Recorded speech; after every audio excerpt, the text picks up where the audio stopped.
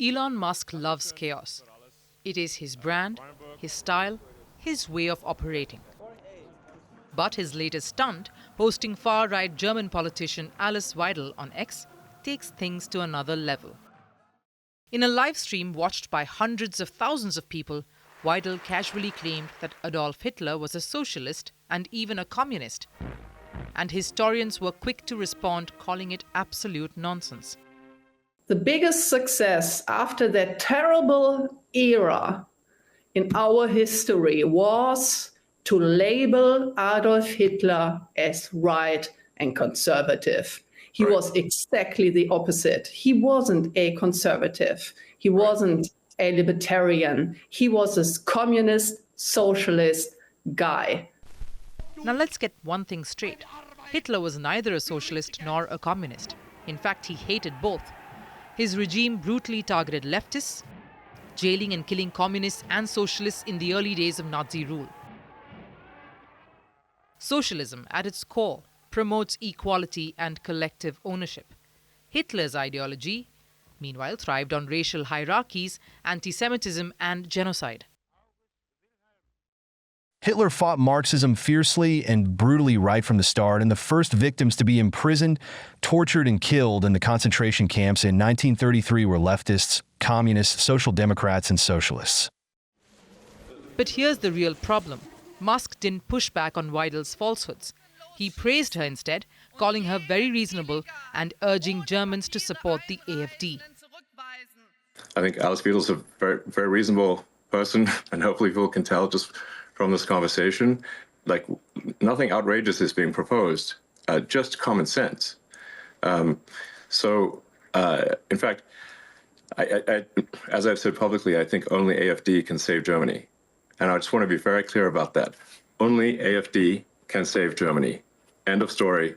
And people really need to get behind the AfD, and otherwise things are going to get very, very much worse in Germany. Now, this wasn't just another controversial live stream. When the owner of a massive social media platform amplifies misinformation, it has consequences. And European regulators are already watching closely. The European Commission is investigating whether the live stream violated the Digital Services Act. Did it spread hate speech? Did it manipulate voters? And German authorities are also looking into whether Musk's platforming of Weidel counts as an illegal political donation. It's no secret that Musk's handling of X has always been chaotic. From firing content moderators to spreading conspiracies, he's shown little interest in accountability. And this latest move fits his pattern: prioritize controversy and ignore consequences. Outgoing Chancellor Olaf Scholz dismissed Musk's antics with a sharp warning: do not feed the troll. The crucial thing is that Mr. Musk has supported a partly right-wing extremist party and, as you can see, is not only acting in this direction in this country. And that is something we not only disagree with, I reject that. For the AfD, Musk's backing is a gift and a gamble. His endorsement energizes libertarian voters who admire Musk's entrepreneurial success, but critics say his erratic behavior could backfire.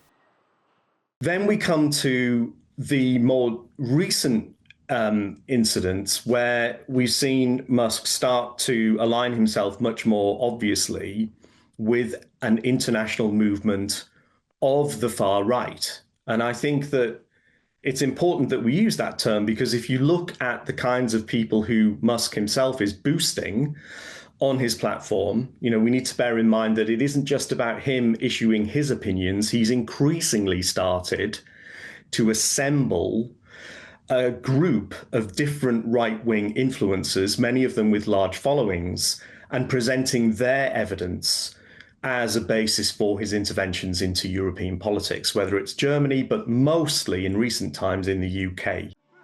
Meanwhile, thousands also gathered in the German town of Riesa, where the AfD party held a key convention, approving Weidel as candidate for chancellor, but the meeting eventually got 2 hours behind schedule as protesters mounted blockades in Saxony.